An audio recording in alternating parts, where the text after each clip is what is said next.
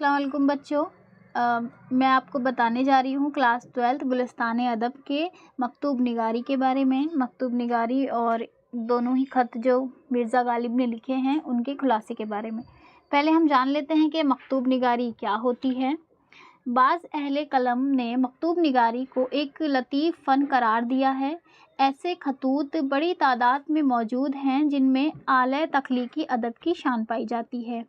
मकतूब निगारी शख्सी इजहार की एक शक्ल है। मकतूब निगारी का मुखातिब कोई एक शख्स होता है, जबकि अदब के दूसरे असनाफ में एक साथ कई लोग मुखातिब हो सकते हैं।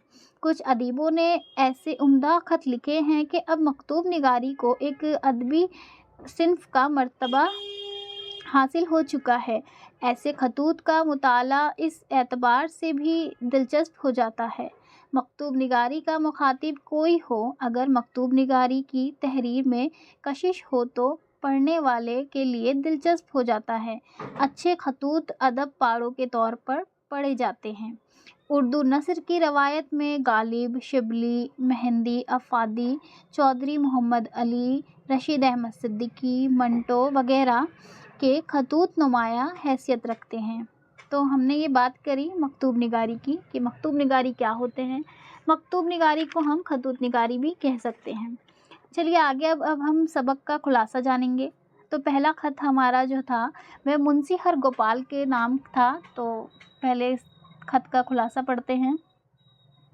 गालिब ने पहला ख़त अपने शागिर्द और दोस्त मुंशी हरगोपाल तफ्ता के नाम लिखा है।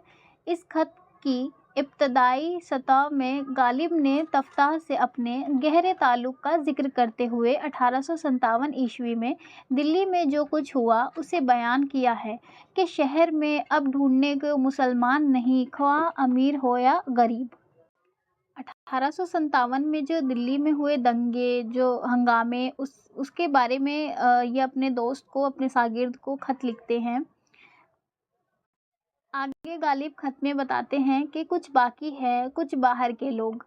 गालिब आगे लिखते हैं कि मैं जिस मकान में 9-10 बरस से किराए पर रहता हूँ ये हकीम मोहम्मद हुसैन खान का है, और यहाँ मैं इसलिए महफूज रहा कि राजा नरेंद्र बहादुर वली पटियाला ने साहिबान आलीशान से यह अहद लिया था कि दिल्ली शहर को फतह करने के बाद यह लोग बचे रहें। चुनांचे राजा के सिपाही यहाँ आ बैठे और यह कूचा महफूज रहा। मुलाज़मीन किले पर शदत है और उनसे बाज परस और दारोगीर है। मैं चुनांचे शायर की इस्लाह देने पर मामूर था, इसलिए मुझे बेगुनाह समझा गया। अब दिल्ली में घर के घर बेचिराग हैं। अभी तक मुसलमानों को जो इस शहर से चले गए थे वापस आने का हुक्म नहीं, जो मुजरिम हैं उन्हें सज़ा दी जा रही है। नफ्से मज़मून देख लीजिए। नफ्से मज़मून क्या है?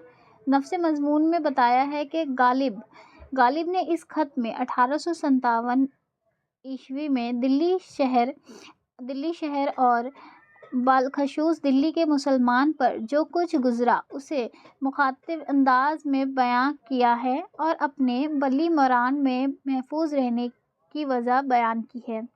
मिर्ज़ा गालिब कहाँ रहा करते थे? बली मरान में। यह जगह आज भी मौजूद है दिल्ली में। अब चलिए अब हम आगे बढ़ते हैं अपने दूसरे ख़त की ओर। दूसरा ख़त इनका मुंशी नबी बख्श हकीर के नाम है। तो इस ख़त में गालिब ने बताया है कि 60 बरस की उम्र में उन्होंने दिल्ली में ऐसी गर्मी और तपश नहीं देखी। जेठ का महीना है और खूब बारिश हुई। इससे पहले इस महीने में ऐसी बारिश नहीं देखा। हवा अगर चलती है तो गर्म नहीं होती। गालिब अपने मखसूस अंदाज में लिखते हैं कि रमज़ान के रोज़े रखता हूँ, मगर रोज़े को बहलाता हूँ, यानी कभी पानी पी लिया, कभी हुक्का पी लिया, कभी कुछ खा लिया। लोग रोज़ा बहलाने को रोज़ा ना रखना कहते हैं। इसके बाद गालिब ये कहते हैं उर्दू अखबार दिल्ली में जो हाथरस में बलवा और मजिस्ट्रेट के ज़ख्मी होने की खबर थी वह दुरुस्त थी। वहाँ रास्ता चौड़ा करने और हवेलियों और दुकानों ढाने पर बलवा हुआ था और रआया ने पत्थर मारे जिससे मजिस्ट्रेट जख्मी हुआ। इसके बाद गालिब ये ख्वाहिश करते हैं कि मुंशी नबी बख्श हकीर खत में मुफस्सिल हाल लिखें। आखिरी जो है वो है नफ्स मज़मून। इस खत में गालिब ने दिल्ली में मौसम का हाल